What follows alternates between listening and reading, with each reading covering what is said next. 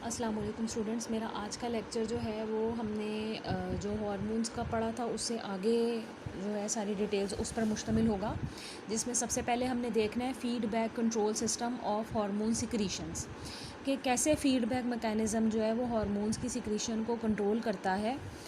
Feedback mechanism एक ऐसा mechanism है जो कुदरती तौर पर आपके जिस्म में पाया जाता है। कुदरती तौर पर ये हार्मोन्स को जो पैदा होते हैं हमारे जिस्म में, उनको कम या ज़्यादा कर सकता है डिपेंडिंग अपॉन कि हमारी बॉडी में सिचुएशन क्या है और उस हार्मोन की किस तरह से ज़रूरत है।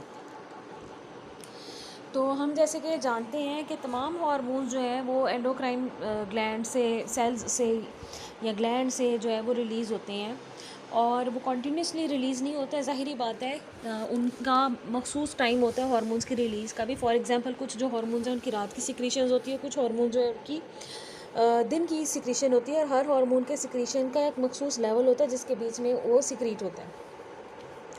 तो जिस्म को जो बैलेंस बरकरार रखने के लिए, होम्योस्टेसिस जो है कंट्रोल करने के लिए जो हार्मोन्स हैं उनका भी मेंटेन करना बहुत ज़रूरी है। So a feedback control system monitors changes in the animal और in the external environment and sends information to a central control unit.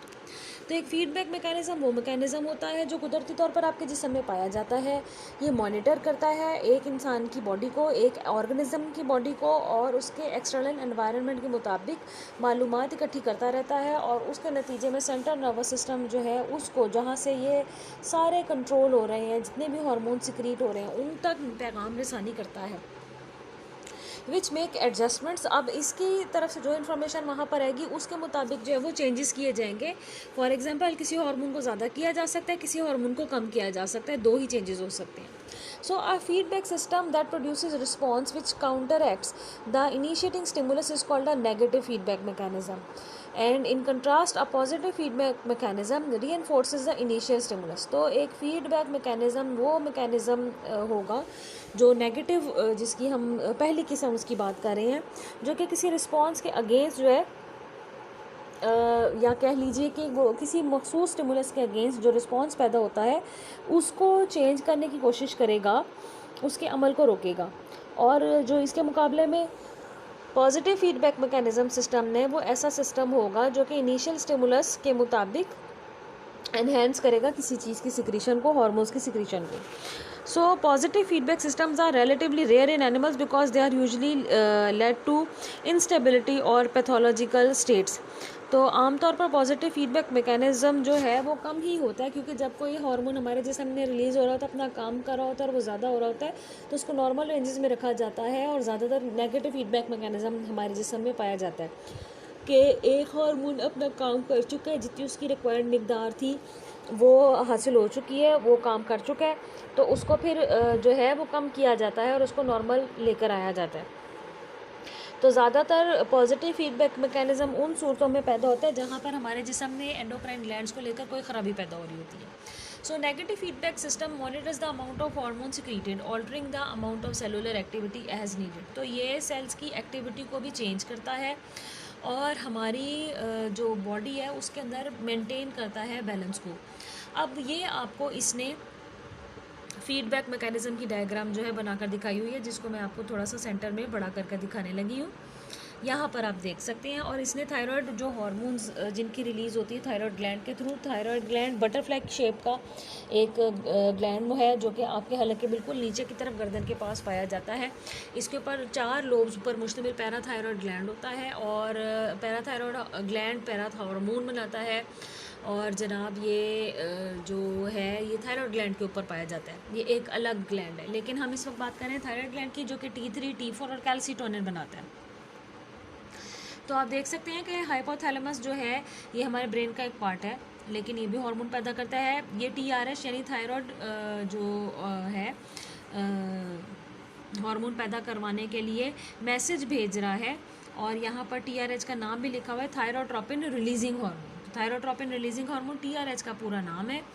तो थायरोट्रोपिन रिलीजिंग हार्मोन जो है ये जब रिलीज़ होता है तो ये पिट्यूटरी ग्लैंड तक पहुंचता है। पिट्यूटरी ग्लैंड को ये हुक्म देता है कि तुमने थायराइड स्टिमुलेटिंग हार्मोन बनाना है। तो थायराइड स्टिमुलेटिंग हार्मोन को TSH कहती हैं। अब ये थायराइड स्टिमुलेटिंग हार्मोन को एनहांस करेगा, ये पिट्यूटरी ग्लैंड को एनहांस करेगा कि TSH जो है वो ज़्यादा बनाया जाए।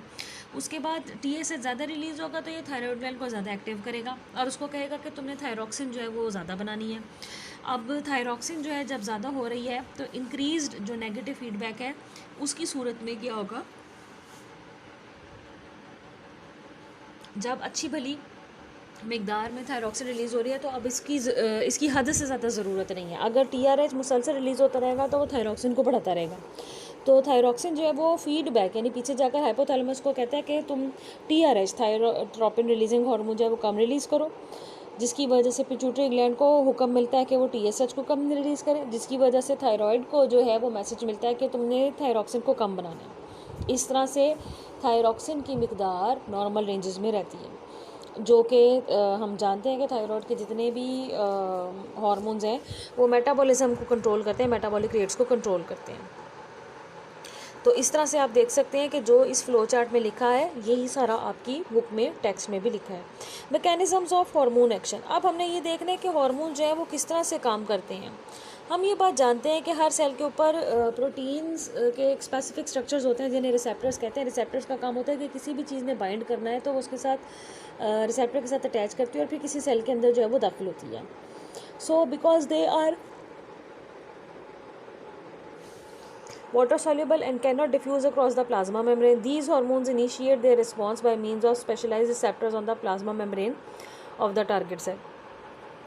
तो ये वाटर सॉल्यूबल हैं और ये प्लाज्मा मेम्ब्रेन के अक्रॉस उस तरह से नहीं आ जा सकते। तो हार्मोन जो है वो अपना रिस्पॉन्स तब पैदा कर सकते हैं जब ये मखसूस रिसेप्टर्स के ऊपर बाइंड करते हैं प्लाज्मा मेम्ब्रेन के ऊपर। और ये जो प्लाज्मा मेम्ब्रेन के ऊपर इनके जो रिसेप्टर्स पाए जाते हैं वो टारगेट सेल्स में भी होते हैं। और आपको ये मालूम होगा कि टारगेट सेल्स उन सेल्स को कहते हैं जिनके ऊपर इन्होंने रिस्पॉन्स जो है वो इलेक्ट करवाना होता है। अब यहाँ पर हमारे पास एक मिसाल है, ये सेल के अंदर और बाहर की सिचुएशन दिखाई गई है। इस डायग्राम को आपको बहुत अच्छे तरीके से याद करना पड़ेगा, क्योंकि अगर आप इसको याद नहीं करेंगे तो आप जो कि इसकी टेक्स्ट के अंदर एक्सप्लेनेशन है उसको नहीं कर सकेंगे। अब सबसे पहले आप ऊपर देख सकते हैं कि ब्लू रंग की बॉल में हार्मोन को दिखाया गया है। ग्रीन रंग की शक्ल में ये एक सेल है। सेल के बाहर प्लाज्मा मेम्ब्रेन को हल्के पर्पल कलर की शक्ल में दिखाया गया और लेबल भी किया गया प्लाज्मा मेम्ब्रेन। यहाँ पर आप देख सकते हैं कि सफ़ेद रंग के छोटे छोटे रिसेप्टर्स हैं और रिसेप्टर्स के ऊपर छोटी छोटी साइट्स बनी हुई, ये गड़े बने हुए। ये गड़े वो असल में जगह हैं जहाँ पर हार्मोन आके बाइंड कर सकता है। तो आप देख सकते हैं कि हार्मोन ब्लू कलर में आया, इसने प्लाज्मा मेम्ब्रेन के ऊपर मौजूद वाइट कलर का जो रिसेप्टर साइट है उसके ऊपर बाइंड किया। जब ये रिसेप्टर के ऊपर बाइंड कर गया तो अब हम इसे कहेंगे हार्मोन रिसेप्टर कॉम्प्लेक्स। अब जब हार्मोन रिसेप्टर कॉम्प्लेक्स जो वो एक्टिव हो जाता है तो ये आगे से एक्टिव करता है एक एंजाइम को। इस एंजाइम का नाम है एडिनाइलेट साइक्लेज। जैसे कि आप जानते हैं कि ASE जब भी किसी चीज़ के नाम के एंड पे आता है तो समझ जाएं कि ये एक एंजाइम है। अब इस ATP ने कन्वर्ट होना है साइक्लिक AMP यानी एडिनोसिन मोनोफॉस्फेट के अंदर। जब साइक्लिक एडिनोसिन मोनोफॉस्फेट बन जाती है तो ये एक प्रोटीन पाई जाती है जिसे कहते हैं प्रोटीन काइनेज, जो कि इनएक्टिव फॉर्म में होती है जब सेल के अंदर पाई जाती है। ये उसको जाके एक्टिव करती है तो प्रोटीन काइनेज इनएक्टिव शक्ल से एक्टिव फॉर्म में कन्वर्ट हो जाती है। अब उसके बाद प्रोटीन जो है वो ATP के साथ कन्वर्ट करती है।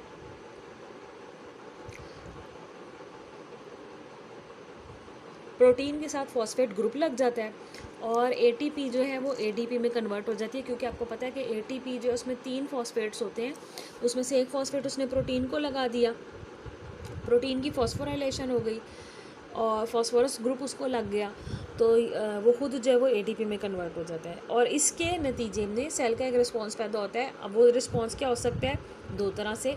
यहाँ तो सेल को रतूबत पैदा करेगा जिसे हम सिक्रीशन कहते हैं, यहाँ सेल कॉन्ट्रैक्शन रिलैक्सेशन करेगा अगर ये मसल सेल के अंदर मौजूद है तो।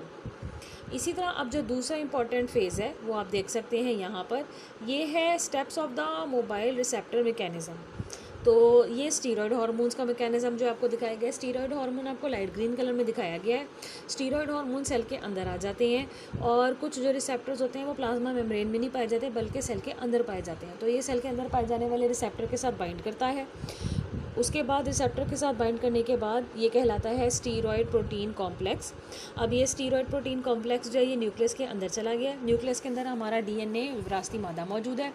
डीएनए को कहा गया है कि वो ट्रांसक्रिप्शन के अमल में मैसेंजर आरएनए बना दे। मैसेंजर आरएनए न्यूक्लियस से बाहर आ जाता है।